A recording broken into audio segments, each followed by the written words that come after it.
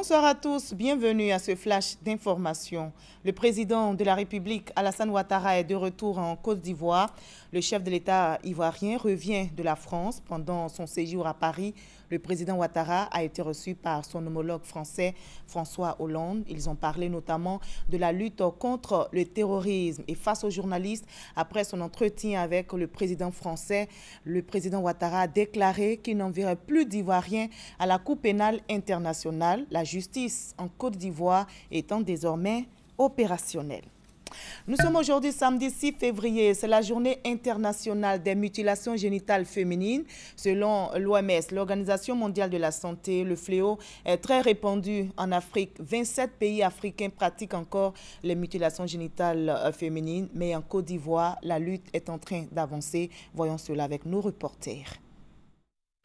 Les mutilations génitales consistent à enlever de façon partielle ou majeure certaines parties des organes génitaux féminins.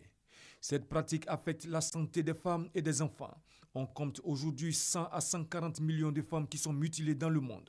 Selon l'Organisation mondiale de la santé, OMS, le fléau connaît une recrudescence en Afrique. 27 pays africains sont encore épinglés pour leur pratique intense de l'activité. En Côte d'Ivoire, les choses semblent aller pour le mieux dans la lutte contre le fléau. Le taux de prévalence nationale est passé de 45% avant 2012 à 38% aujourd'hui. Une avancée significative saluée par la Fondation Yigi, la Grande Espérance.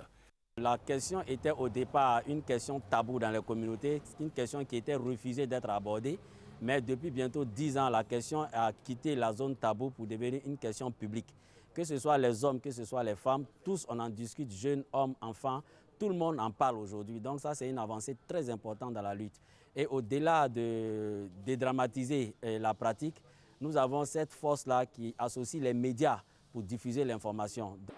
La Fondation Djigui n'entend pas s'arrêter en si bon chemin dans sa lutte contre les mutilations génitales en Côte d'Ivoire. Elle envisage d'intensifier la sensibilisation et la dénonciation des personnes coupables de cette pratique pour gagner la bataille finale de la tolérance zéro d'ici à 2030 dans la lutte contre les mutilations génitales.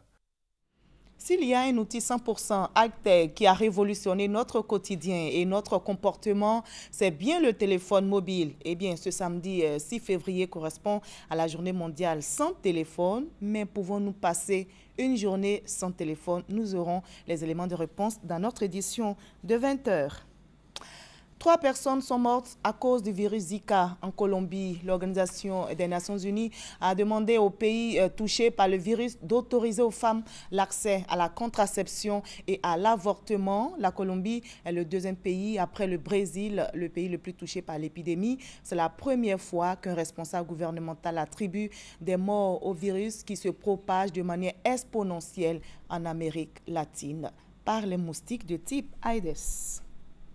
Au moins 11 personnes sont mortes dans la nuit d'hier à aujourd'hui après un séisme de magnitude 6,4 qui a frappé le sud de Taïwan. Les secours continuent de chercher les survivants dans les décombres d'un immeuble de 16 étages. Des dizaines de milliers de Syriens affluent vers la frontière turque pour échapper à l'offensive du régime de Damas, soutenu par son allié russe dans la province d'Alep. L'Union européenne a rappelé ce matin même à Ankara son devoir d'accueillir tous ces réfugiés. Nous sommes samedi aujourd'hui et nous aurons la page culture et nous parlerons aujourd'hui de piratage des œuvres musicales en Côte d'Ivoire. D'où vient ce fléau? Comment s'est-il implanté dans notre pays et que perdent les artistes, producteurs et éditeurs de musique? Quelles sont les solutions envisagées pour lutter contre le piratage des œuvres de l'esprit qui s'est aujourd'hui professionnalisé au détriment des structures de distribution légale? Autant de questions que nous poserons à notre invité de la page culture, Henri Catier. Il est le président de l'Association des producteurs et éditeurs de musique de Côte d'Ivoire. Allez, on prend rendez-vous pour la grande édition, 20 h.